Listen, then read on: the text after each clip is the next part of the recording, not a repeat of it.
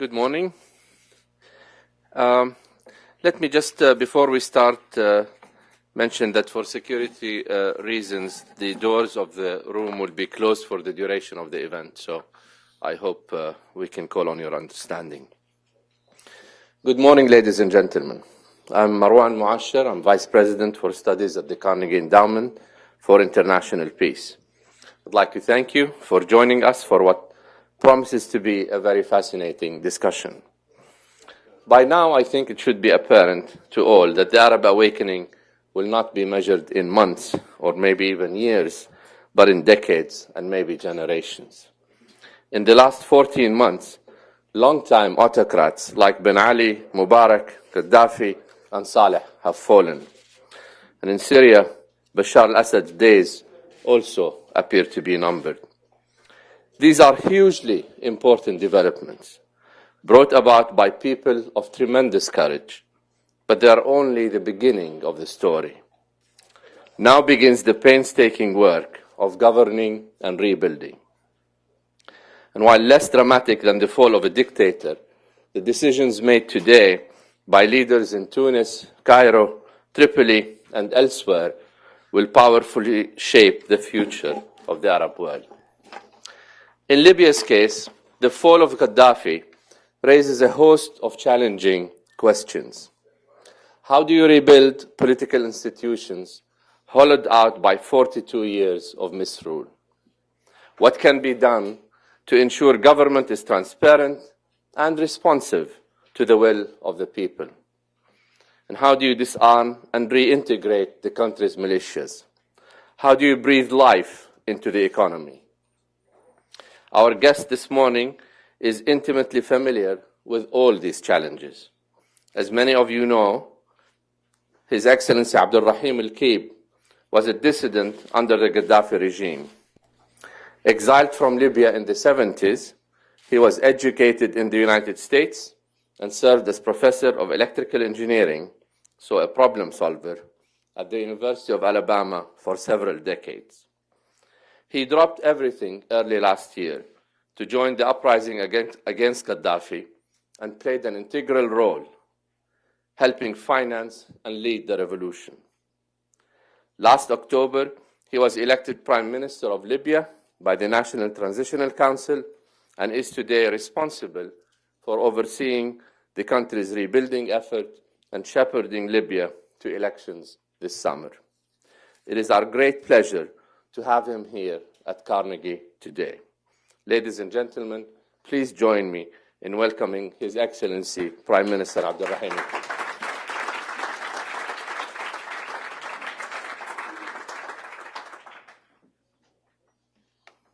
Thank you. Excuse me. Distinguished ladies and gentlemen, good morning. I'm honored and very pleased to be here with you today. And I want to thank the Carnegie Endowment for International Peace for their kind invitation and for their outstanding program, which supports and promotes the rights of people to freedom and dignity worldwide. Very pleased to be here.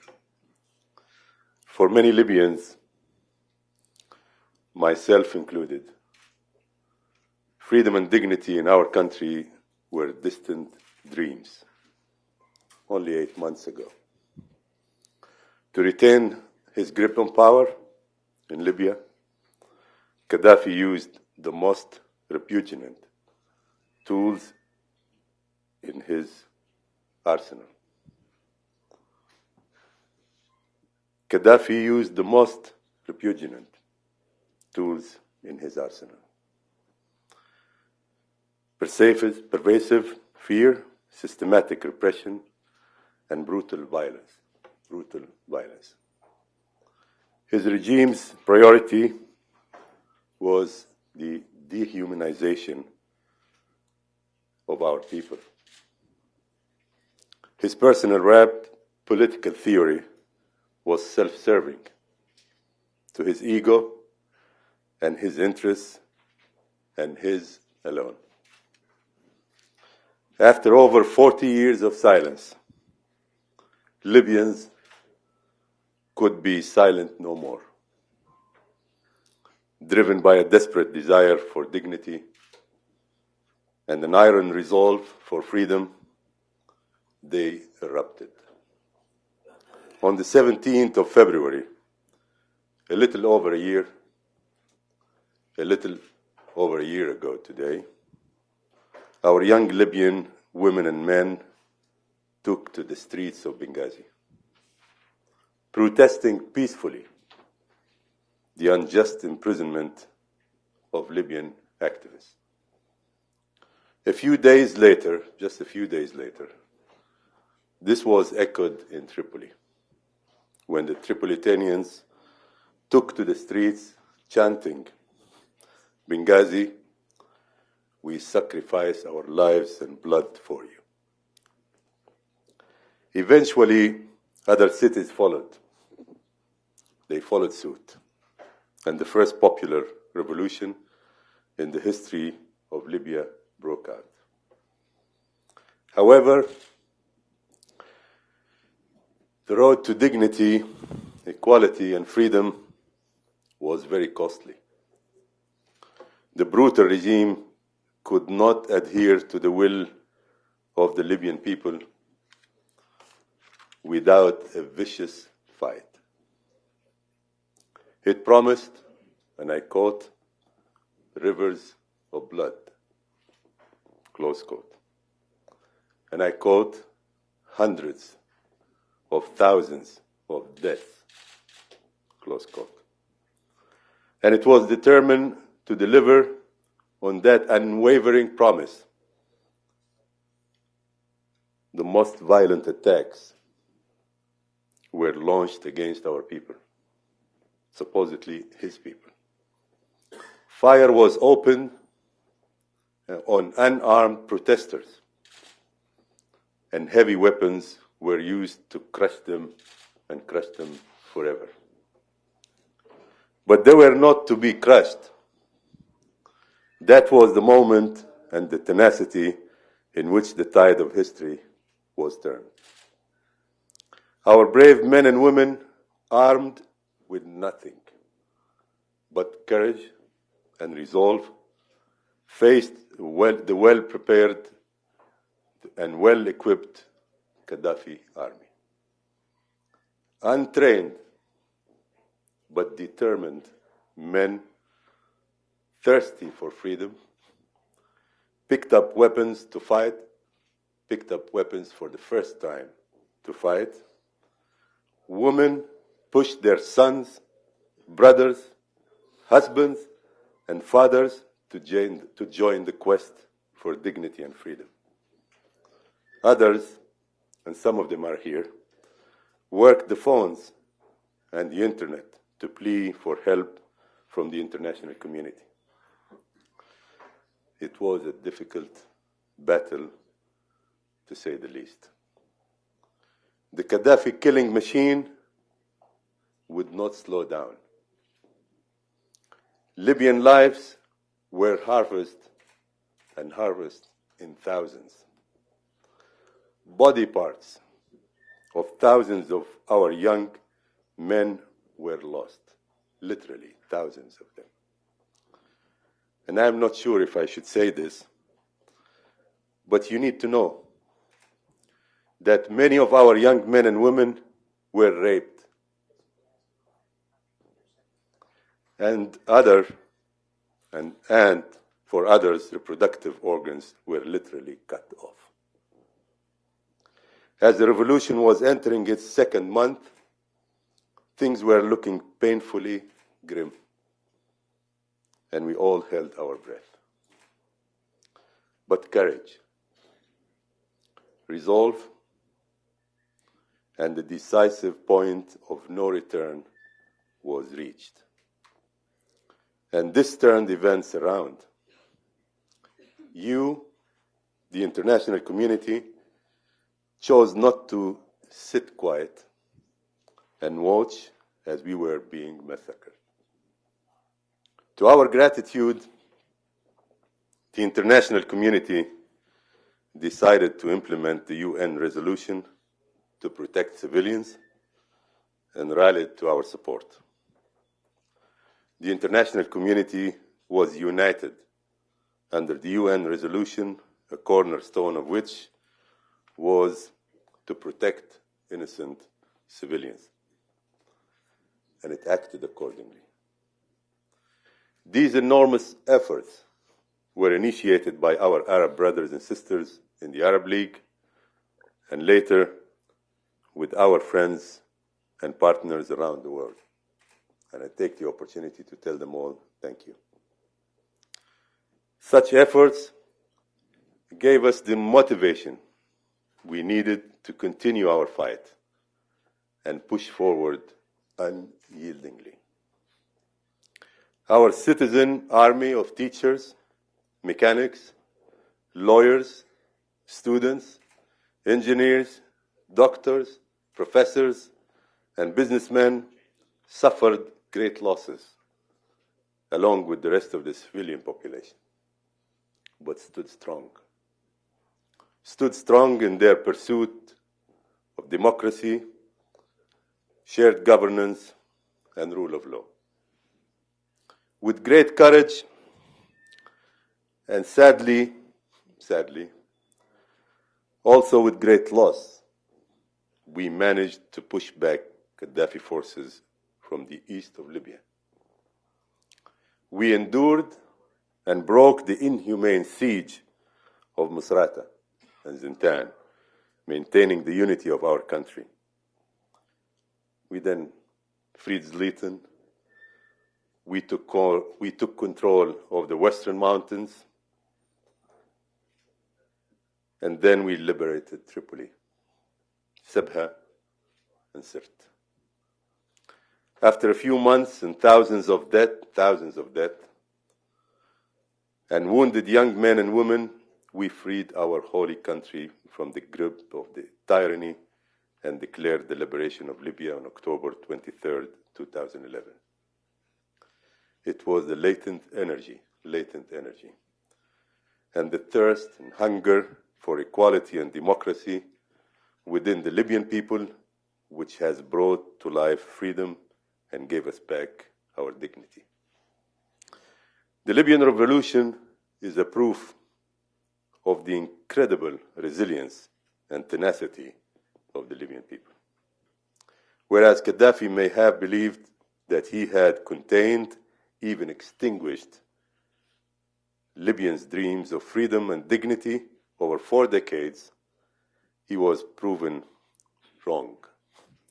Comprehensively and graciously wrong. When he uttered his now infamous question, "Who are you?" the cry went up all Libya.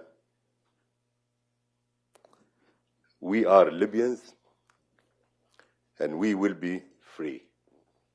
Yes, now we are all free. Today, a year after the outbreak of our great revolution, its electrifying spirit is still alive on the streets of our country. It is exciting. It is liberating, and it is truly humbling. Humbling specifically to those of us who are entrusted with political responsibility during this period. It is perhaps tempting to speak of a role of guardianship, but that would be too presumptuous. All Libyans are guardians of this revolution, all of them. I see our role as interim government as being primarily to facilitate and to focus the tremendous energy of the Libyan people to help try to ensure that it is used in such a way as to realize the aims of the revolution and keep it alive. We acknowledge that the times ahead will be challenging. 42 years of dictatorial rule have taken their toll on our country and people. 42 years. We cannot build our new country overnight. We cannot build new institutions overnight. We cannot build awareness, understanding, and acceptance of a new order overnight. All this will take some time, and mistakes will be made. However, Libyans will prove their perseverance and resolve yet again and rise up to the challenge. There may be times when things in Libya may appear to be outside world, to be deviating from their track. But we, the Libyan people, will bring them back on course.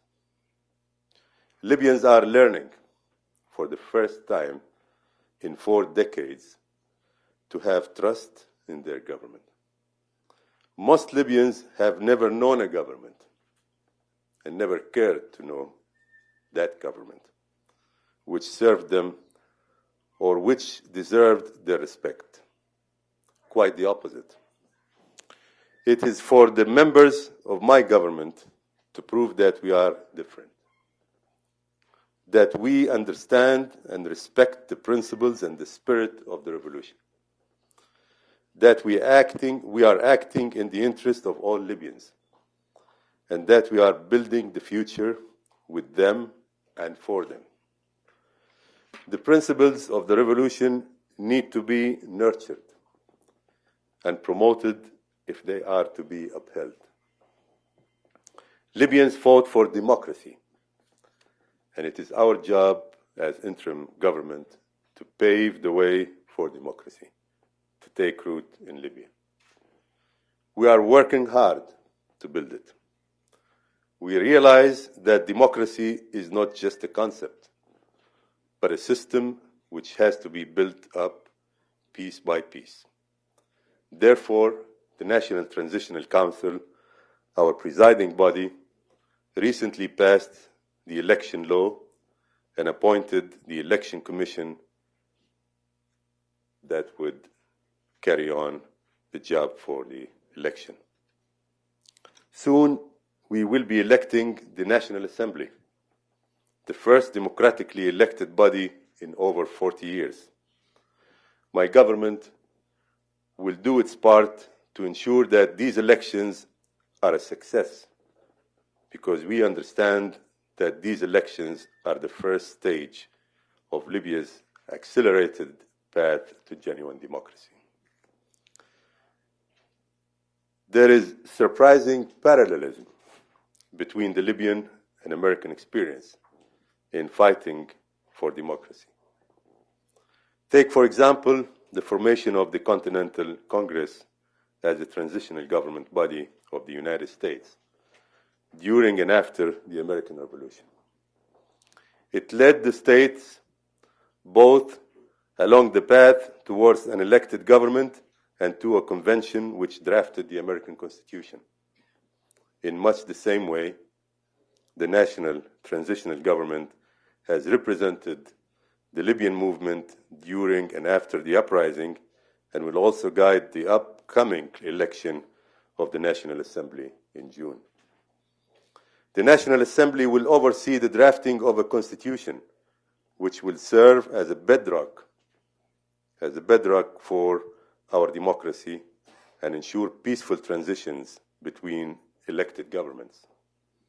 It will define the rights and the responsibilities of all Libyans. George Washington once said, and I quote, "The Constitution is the guide that I will never abandon." And Libyans, too, embrace this idea as we move forward with our democratic transition. Libyans also fought for human rights, and as interim government, we must pave the way so that human rights are respected and guaranteed in the new Libya. As I explained in the 19th session of the Human Rights Council in Geneva, less than a week ago, several concrete steps towards ensuring that the human rights of all Libyans have already been taken. Violations of these rights have been and will be investigated. In this regard, we have formed an inter-ministerial committee chaired by the Minister of Justice and with membership of the Ministry of Interior, Defense and Culture and civil society. Libyans fought for justice and the rule of law, and it is this government's mission to lay their foundations. We have a diversity of people in Libya, but our differences are rooted in the past, not in the future. We believe in equality and equal opportunities for all. We all believe in a Libya in which second-class citizens of regions have no place. A Libya in which all Libyans, regardless of background, gender affiliation, ethnicity, have freedom, equal rights, access to opportunities, and a voice in civic affairs. We all believe in a country in which women and youth have a strong presence and play an active role, their rightful role, in shaping society and building the future Libya. We are also committed to national reconciliation because we are well aware that without social peace, no country can move forward. We believe we have been actively involved in this and are seriously exploring the possibility of forming an association for national reconciliation, streamlining the process of reconciliation and related issues. Since I am in Carnegie, I also should add that we are working to build a strong civil society which will serve to address social problems, promote transparency and accountability. Over 4 decades, the Gaddafi regime misappropriated resources which should have been used to the benefit of the Libyan people. This cannot and will not happen again. Libyans finally deserve to live up to their great potential, enjoy a better quality of life, first-class education, and excellent health care. On the international scale, we are laying the foundation for the emergence of Libya as a Mediterranean financial center which links Europe and the West to Africa and the Middle East. A country engaged in the international community as a responsible and dependable force for good in the world. A country which will engage the international community as an effective, collaborative partner to address key issues such as human rights. There are some who chose to dwell today on our challenges, on our differences, and on our mistakes. I have no problem with that. But I believe that in so doing, they lack both perspective and an understanding of history and of the human spirit in Libya. As Libyans, we have much to discuss and to learn as citizens of our newly free country. To learn about rights, but also about responsibilities.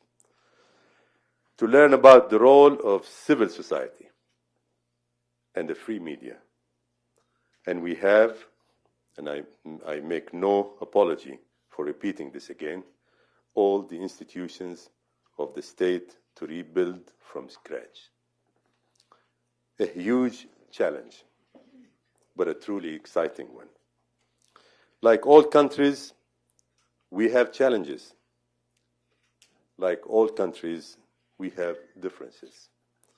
And like all countries, we make mistakes. But the real question for me is whether we have a plan to meet those challenges. Whether we have a common vision much greater than our differences, and whether we can learn from our mistakes. I would like to offer a resounding yes to each of those questions. There are far too many examples in recent history of countries which have failed in their bid to accelerate the transition from dictatorship to democracy. This has given plenty of encouragement to those who insist that freedom and democracy take decades, if not centuries, to establish. Libya will prove these wrong. We are blessed with many factors in our favor, including our oft-cited natural resources. But above all, we have pride and confidence in the knowledge that we overcame one of the most brutal and dangerous dictatorships of the modern age. Over the past year, we did what everyone thought was impossible. I know over this coming year, we will again do what everyone might think impossible. Again, we are determined to turn the tide of history. We have freed ourselves of our recent past, excited for our future, and grateful to our friends and partners who helped us come this far. We are now proud to call ourselves your partners, two nations which believe in the same fundamental values of freedom, equality, opportunity, and success. Thank you very much.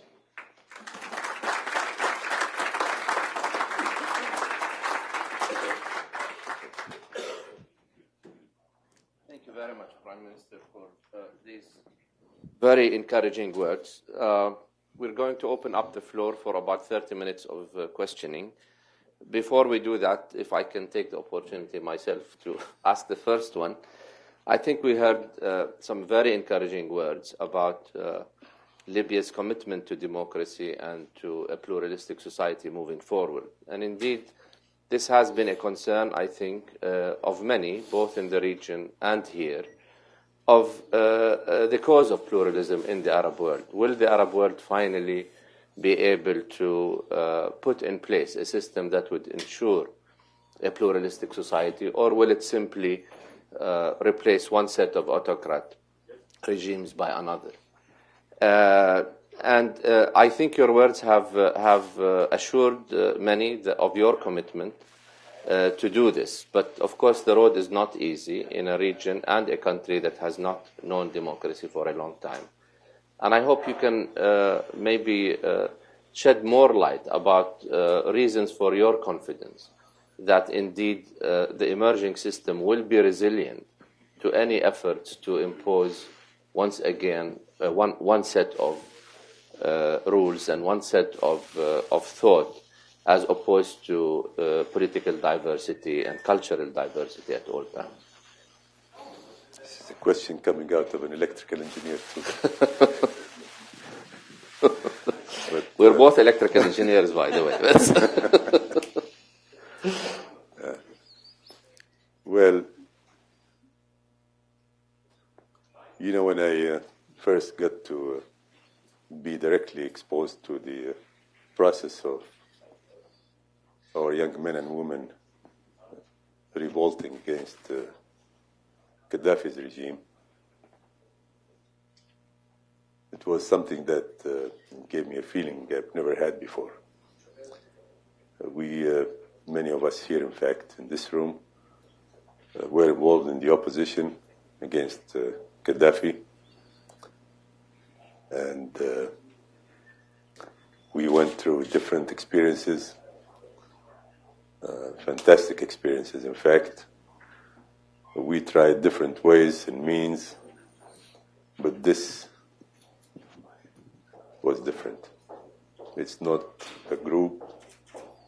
It started with a small group, but it ended up bringing everybody together. Started with young men and women, and it brought everybody together. And it was amazing, you know. I mean, when I first was in the Western Mountains, looking at those young men and women, they were really young and determined. And it's amazing. They just felt it deep inside. They felt that, yeah, they can do it. First time I see a large group of young men and women in Libya, in fact, even in the Arab world. It's very unfortunate, and I hate to say this, but this can-do attitude was not there.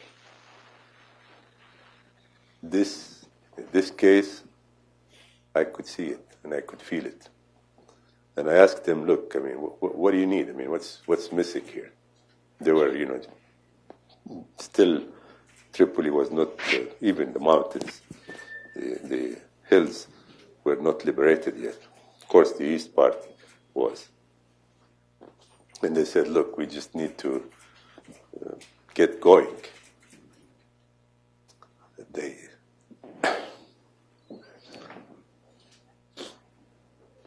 They simply could not wait.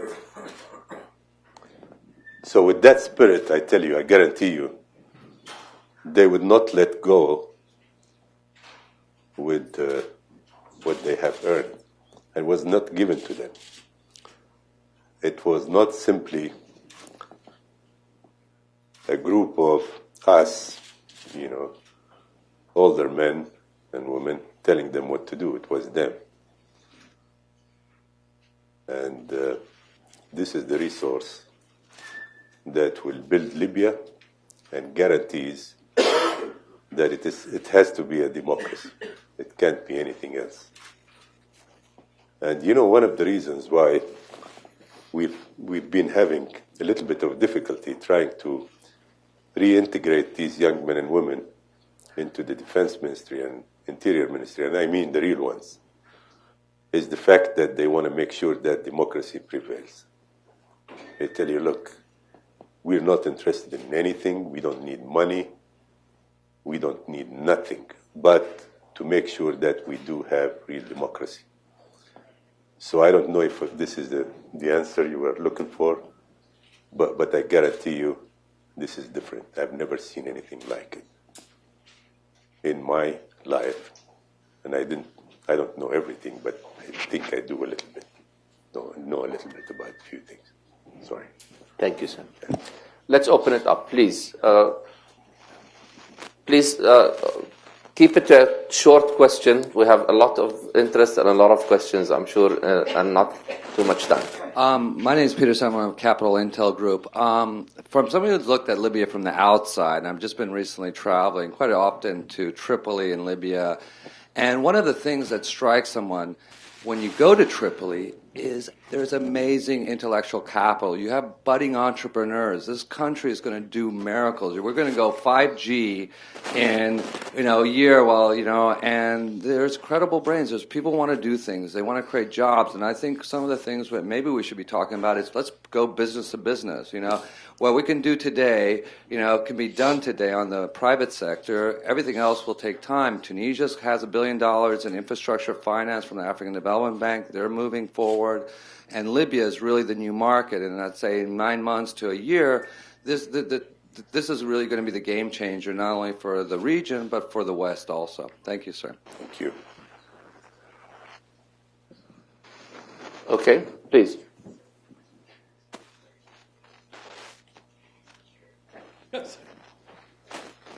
Daniel Marwan, Johns Hopkins Center, Transatlantic Relation.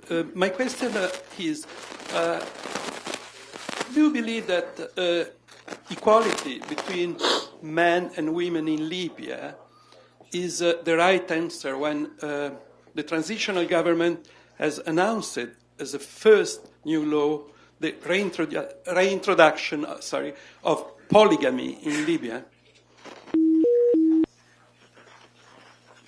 All right, let's take one more and then allow the Prime Minister to answer, please. صباح الخير. أهلا وسهلا. My name is Aisha Sumar. I'm with the American Turkish Council. Just briefly, sir, I was one of the victims of Gaddafi regime. When it first happened 42 years ago, I was a mere child. So I've lived in Libya pre, post, and during Gaddafi, and I know exactly what happened.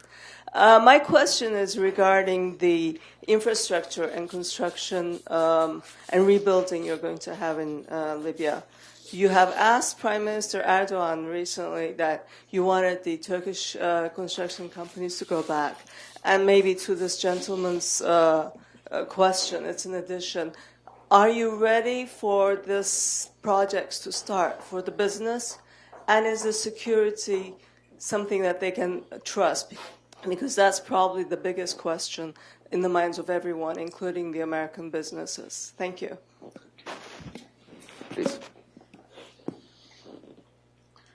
Yeah, concerning the role of women, I strongly believe in that. I have nothing else to add, but tell you that maybe give you an example. My wife has more degrees than I do, so I strongly believe that women must play a role. It's not an option, and their right role. And we can see here some very smart Libyan ladies. One of them is our Minister of Social Affairs. I have a lady working on her PhD, fantastic lady. There are some more here. They're all Libyan ladies, and they will have their place and presence, and we love to see them do miracles, and I'm sure they will. Now, polygamy, I don't know if this is the proper place to discuss this, but I'm fine with one, so. And I'm not going to add another one. But I tell you, if I forget my title as Prime Minister, and I'll talk to you as a friend, directly, how many of us have a wife and more than one without being wife? Many of us, unfortunately, do that. But in Libya, I guarantee you, this is not going to be something of a problem, and I don't think this is something that people want to do. I don't know how it came out, but don't worry about it, okay? It's not going to be a problem. I guarantee you this. Now, projects to starting soon. Yes, we want them to come back as soon as possible. Security, is it 100% proof? No. Close to 100%? Yes. Can it be improved? Can it be better? I'd say yes. But anywhere you go, security is not 100% proof. This is the time to be in Libya. I guarantee you this. And we're looking for long-term relationships, partnerships, I should say, rather than just somebody who is coming there for a hit-and-run type situation. Yeah. So please do, and if we can help you in any way to come back, by all means. Let me read some questions from the other room. We have an overflow today, so we have people sitting in the other room, and they had to send their questions in writing. I'll read three questions, if I may. One has to do with militia groups in Libya, who, according to the question, are resisting demobilization and appear to be preparing to influence the coming elections. What will the government do to prevent armed groups to play an intimidating role on election day? The second question has to do with the new constitution and whether it will take into account the desire of many Libyans in the East for decentralization. And the third asked about if you can describe the transitional government's engagement with Libyan civil society and the private sector to date. And what can each sector do to support the transition and the new government? Thank you very much. Concerning the, I respectfully do not disagree, do not agree with the word militia, because we don't have militias. We have young men who fought hard, and they had to form groups, and they call themselves brigades.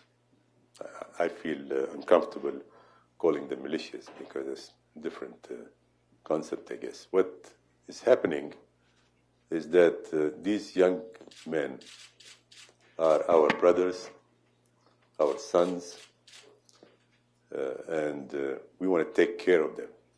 They did this for us. It's not like,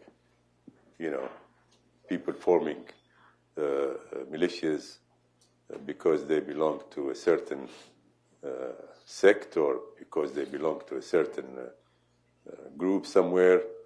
In Misrata, for example, you see people from everywhere in Libya, and it is literally like that. People came from the eastern part, the south, the west, everywhere, and they came to Misrata and fought together. Everybody thought it's only people from Misrata. No, it was from everywhere. In Tripoli, the same thing happened. In the mountains, the same thing happened. So it is not malicious, as we understand militias. So what we did is we said, look, we can't just tell them, now you did your job, give us back your arms and just get going, with your life. That's not the way we want to do it. We needed to understand and try to explain and then work with them. So what we did is we said, let's have a project, a big project, that would try to integrate them or reintegrate them. And this project is now in place. It has 3 dimensions. One is the Interior Ministry, those who are interested in security type work and police work and all that, they can go there. We give them training, we give them decent salaries, and we give them hope that they can actually progress and develop. And another one is the Defense Ministry. They can be part of the armed forces. And it's the same thing. We treat them with respect, we give them decent salary, training, etc. And then those and right now we have 20,000 of them, and this is going to grow into probably 30,000, maybe even more. We have budgeted for 50 of them, 25 in each group. And then we have formed an association, we call it, that would take those who are not interested neither in the police force nor in the armed forces and give them opportunities for training, scholarships to go to universities outside the country, maybe inside, or do postgraduate studies, can go get their master's and PhD and what have you, and there are many of them like that. Or maybe if they are interested in starting a small company, we would give them small and medium-sized loans so they can do that. And I think we're being successful. We have about 130,000 of them who registered in this association, and we are going to do whatever it takes to give them the best we can in terms of offering them a better life. I think this will be, we are succeeding in this. We actually have sent 1,000 of them outside the country, in fact, to Jordan. Some would go to Turkey, some may come here, some to Europe, the UK, maybe France, and other places. And I think this will automatically, maybe this is still, it's not a hypothetical, it is happening. They would give back their arms and get on with their life. One good sign about how peaceful and how successful elections can be in Libya is the recent elections that took place in Misrata, for example, went very peacefully. It was very successful. Another sign of how peaceful the country is are the celebrations, the spontaneous coming together of the people in celebrating the first anniversary of the revolution. You can see it in Benghazi, in Tripoli, in the big cities. There was no problems whatsoever. And no penny was paid by the government. It was just spontaneous. I mean, people just simply came out and celebrated.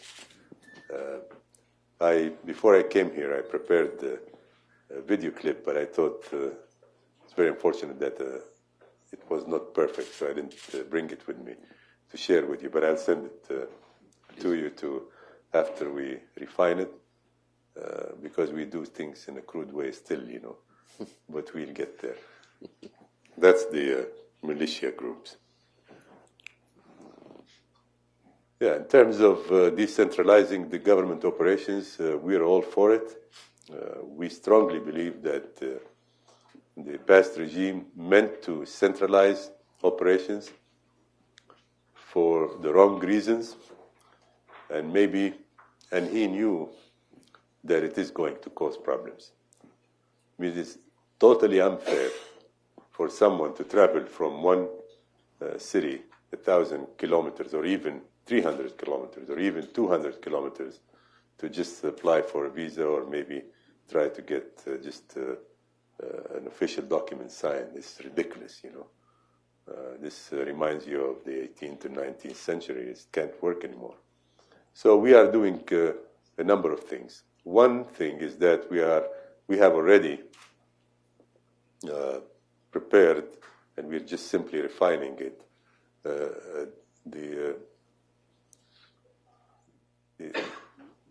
the law that divides Libya into districts. Governors. Governors, yes. So that will totally decentralize the operation. The other thing, for now, we will have representation of the government in Benghazi and in Sebha, where people can actually communicate with the government through those offices directly and get quick responses. We're also asking governments to have consulates in those two cities, and we're getting positive response. We have Turkey, for example, Italy, I think few others. The British, I think, will also do the same, and many of them will do that. I hope the U.S. will also do that. We are also planning, and we have started having some of the major operations being in, for example, we have a water resource department. It's a huge department. It does it is in charge of this river, the man-made river, which is a huge project. I mean, it's a big one. Desalination plants and also other water resources, and this will be located in Benghazi. This is a big operation. And we'll do more for Sebha and for Benghazi. We are also working on this electronic government project, and this will definitely be quite helpful in decentralizing the operation. So we're going to do things in a way that would comfort the Libyan individual, and hopefully we'll take care of this, but it will take a little bit of time, though. The private sector, just before coming here, I had a meeting with maybe 30 to 40 Libyans who are in the private sector, and this is not the first time. I have a couple of my colleagues on the cabinet who met with them in Benghazi and in other places, and we communicate. We feel strongly that in Libya you have three pillars that should work together in supporting and creating the new Libya. and that is the government, the private sector, and the civil society. And the civil society is really flourishing. It is doing a great job there, and we meet with them, and things are going very well. Let's take, please, sir. I think we have room for maybe one last round of questions, so let's take 3 or 4 Thank questions. you. My name is Andrew Surzhansky. I'm with ITAR-TASS, News Agency of Russia. Mr. Prime Minister, thank you for your remarks. My question for you is this. Would you welcome the Russian companies back to Libya? And will your government honor the contracts and deals struck under the Gaddafi regime? And what will be with their projects, including those with the Russian participation, which have been suspended? Do you discuss these things with the Russian government? Thank you. Yeah. Yes, sir, please. Jacques Rumani, University of Maryland, and Libya scholar. Mr. Prime Minister, Your Excellency, I have a two-part question focused on minorities of Libya, if I may. Secretary Clinton yesterday praised the building of inclusive democracy in Libya under your leadership, which you have eloquently emphasized this morning. I know Libya faces multiple challenges ahead, but could you kindly tell us your government's thinking about including the Berber, Amazigh, and the Jewish community that once lived in Libya for over 2,000 years and then forced to leave? And in this regard, and this is the second part of the question, can the Jewish community of Libya hope for a symbolic recognition and restoration of its important religious and cultural heritage as Libyans, such as synagogues, cemeteries, and houses of learning that were destroyed by the Gaddafi regime? I know that many young Libyans today are not even aware of the existence of this millenarian community on Libyan soil, but they're curious to find out, and especially find out from their parents and grandparents who tell them about their good relations with their Jewish neighbors for many, many centuries, and hopefully in the future. Please, one last question. Lady over here. Hi, Ala Abu Zakuk. I'm with Freedom House and Libya Outreach Group, but more importantly, I'm a Libyan American. First of all, let me commend you and thank you and your team. We support you, and in fact, we would like to see more of you.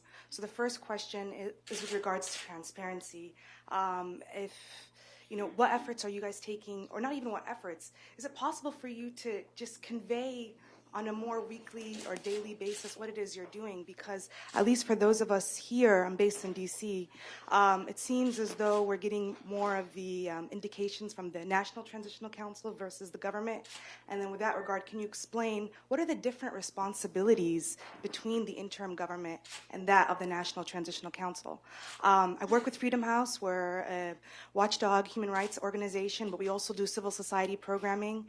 And so I would also like to hear from you, what kind of training do you see is needed for organizations that are planning to come to Libya so that we can help out in the development of civil society? Thank you.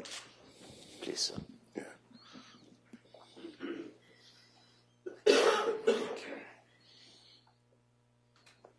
Yeah. Concerning Russia,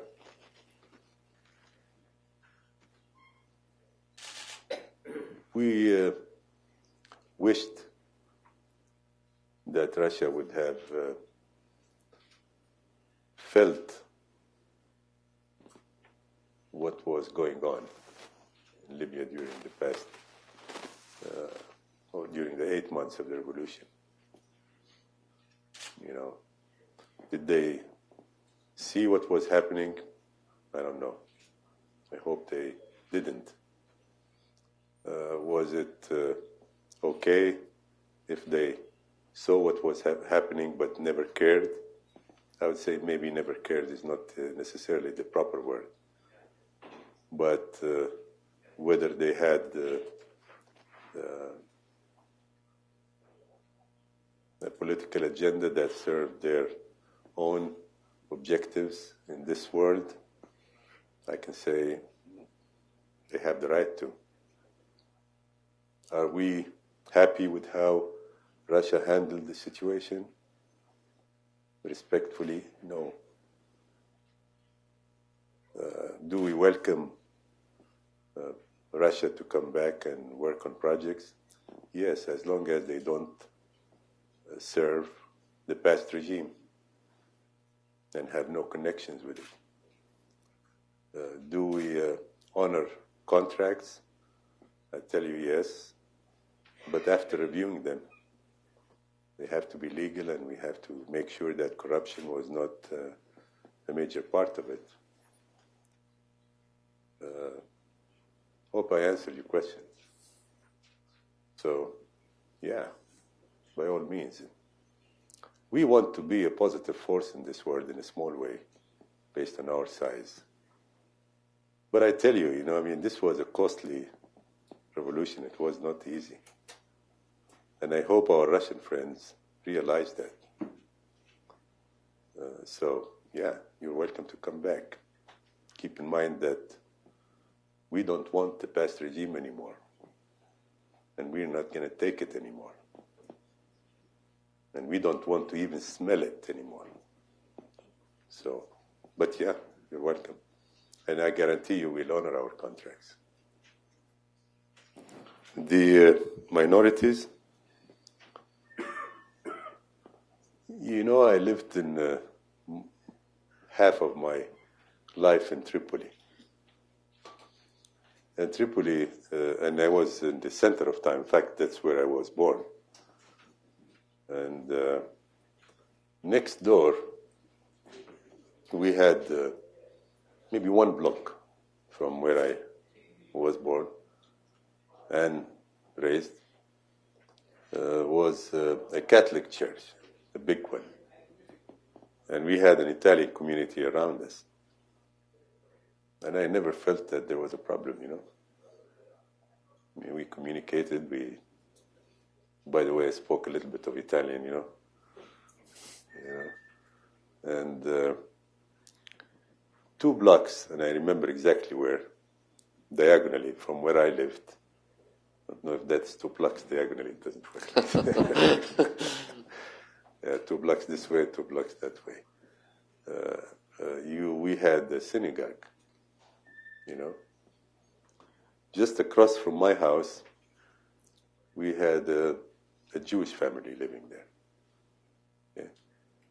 I remember the name of the son who was my age, Klimo. His name was Klimo. So there was no problem. What causes problems is when you have a hidden agenda. If I have a hidden agenda, you wouldn't want to work with me. I want to be transparent, clear, and we want to work together. And if that's the case, and that's difficult, it's really difficult, If we get to that point, I think the world will be a fantastic world to live in. But in our government, first of all, I tell you, I'm a firm believer that I don't, and maybe this is wrong, I don't know. I do not ask somebody to serve on my government just because he is from this sector, this group, or that group. That's not my criteria. If it so happens, I'm a firm believer that talent is all over Libya. Be it Berber, be it Tabu, be it Tuareg, be it whatever you want to call it, an Arab, this or that. But it so happened that we now have, and I tell you this sincerely, we have 2 ladies on our cabinet, strong, capable, and they're doing a good job. One of them is here, and I'm pleased and honored to be on the same team to work together. Another one is, she is the health minister, one of the toughest jobs in Libya. Health care is crazy, So that's 2. And then we have a Berber, I did not select. I didn't know that he was a Berber, by the way, but just seriously. He served as the undersecretary, and then the secretary resigned, so he became, but without me knowing that he was a Berber. And then finally I was just talking to him, and I found out that he is. I lived in a place where people from different origins and backgrounds were there, but we never asked each other, where are you from? Okay? And when I came here to the States, I felt the same way. I served on with another group on minority activities and things like that. But in Libya, it's not. The Gaddafi regime created this feeling. Okay, it never existed, at least as far as I'm concerned. So I guarantee you, it is going to be a different Libya, inshallah. Transparent. I mean, you see, I told you, we have women, young ladies here in Libya that we are so proud of. This is a difficult question. I can't answer all of it, but I'll touch parts. In terms of transparency, if nothing else, fighting corruption and transparency are two things we want to make sure that that they exist strongly. So we have been doing whatever we can. Our books are open. Anybody can look into them. I mean, legitimate groups can look into them. I'll be talking today to the World Bank. We want to see how we can create even more transparency into the system. We will be also looking into the open government concept.